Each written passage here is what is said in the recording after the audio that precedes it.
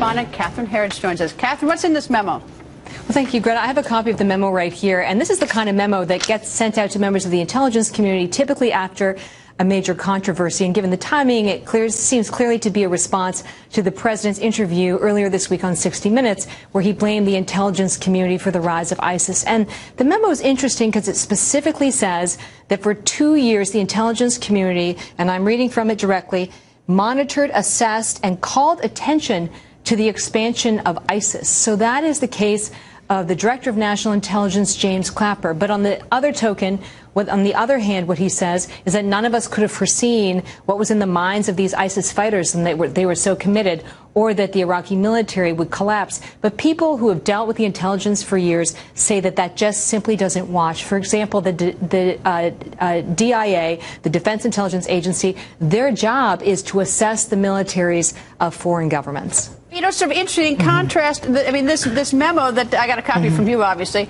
in contrast to what Senator McCain and Senator Lindsey Graham said in October 30th of last year. I mean, apparently the department, the DNI was monitoring a very different conflict than Senator McCain and Senator Graham were.